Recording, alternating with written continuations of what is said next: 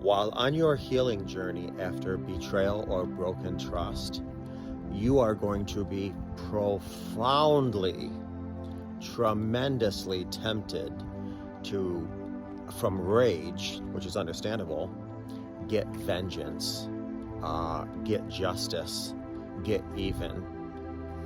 And one of the things I really, really want to encourage you is to think, really think, when you make a decision, is it to feel good long term or to feel good just in the short term?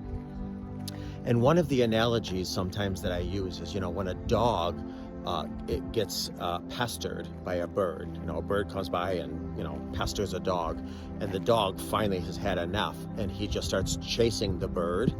And the bird now got the message. The bird is flying away, but the dog is so frustrated that it continues to chase the bird to where the bird goes over a cliff, and the dog goes after it because it's so bent on getting revenge that the dog goes over the cliff and then dies.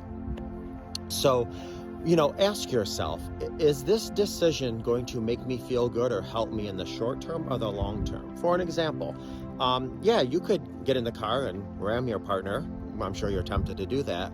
That might make you feel good, actually. But is it going to make you feel good and is going to help your healing in the long term? You can scream your head off at your partner, call them all kinds of names. Lord knows they probably deserve it. And that might make you feel good in the short term, but is that going to help or heal you in the long term? As opposed to, maybe getting out a pen and paper and journaling.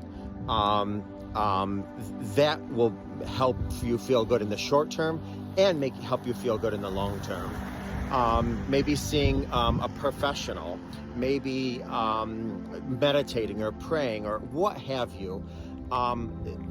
It probably isn't going to make you feel in the short term as good as you do some of those other things, but you really have to make decisions for what's going to help heal you in the long term. Because think about it, your life is 60, 70, 80, maybe even 90 years.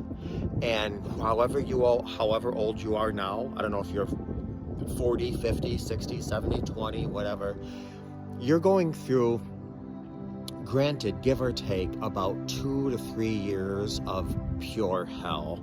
Now, you're going to go through a difficult time beyond that, but the critical time is, say, 2 years.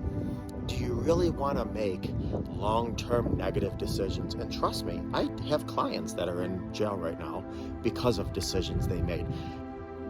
You have your life ahead of you, your whole life ahead of you. You want to be able to put your head on the pillow at night saying, you know what, I was tempted to get a freaking rope or a knife and do some damage, but I respect myself enough not to do that. I know it hurts. I know the pain is unbearable at times, but don't give yourself any long-term extra suffering and pain. Do what's going to make you feel good and heal based on long-term goals and results, not short-term.